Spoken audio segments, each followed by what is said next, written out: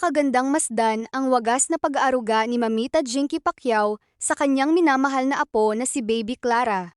Ayon kay Steve Jumalon, nagsagawa sila ng isang espesyal na hapunan bilang paghahanda sa pag-uwi nila ni Jinky sa Pilipinas. Kaya naman sinisulit ng lola ang bawat sandali mula sa pagyakap, pagkarga, hanggang sa pagiging malapit sa apo dahil alam niyang pansamantalang magkakalayo sila. Kitang-kita sa video na siya mismo ang nagpapakain kay Clara ng buong pag-iingat at pagmamahal. Tiyak na ginagawa ang lahat upang masiguro na busog at masaya ang kanyang munting prinsesa. Hindi maikakaila na napaka-hands-on talaga ni Jinky bilang isang lola. Hindi niya ipinapasa sa iba ang pag-aalaga. Sa halip, siya ang gumagawa ng lahat ng mahahalagang bagay para kay Clara. Ang pagpapakain ay tila simpleng gawain lamang, ngunit para kay Jinky, ito ay isang espesyal na pagkakataon upang iparamdam sa apo kung gaano ito kamahal. Bawat subo ay may halong lambing, bawat tingin ay punong-puno ng pagmamalaki, at bawat ngiti ay nagpapakita ng kagalakan na makapiling ang bata.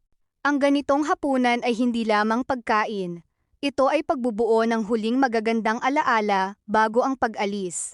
Ang pagmamahal ng isang lola ay walang katumbas. Kahit malayo na siya, dadalhin ni Clara ang init ng pagmamahal na naramdaman niya sa piling ni Mamita Jinky.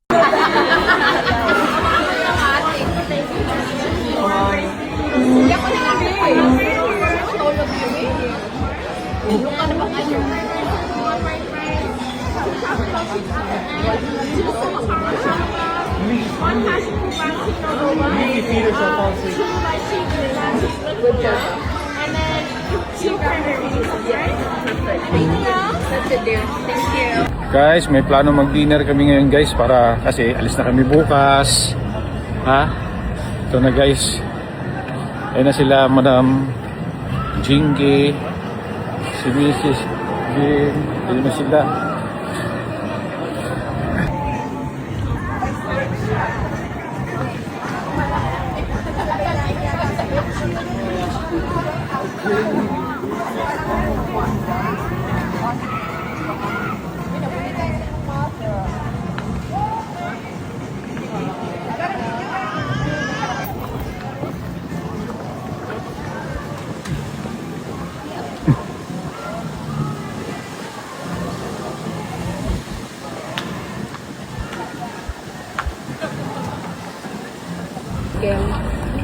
Ang kita ba? Nagpaad na kong 32 kilos. Ikaw?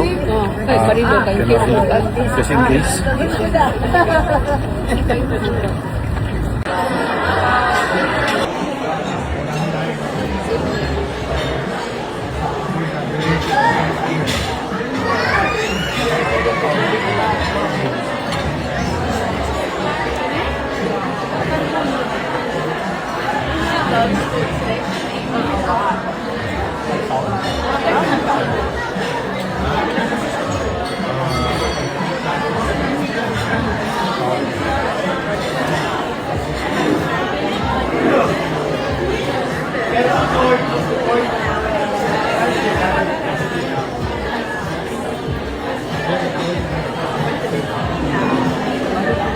Oh.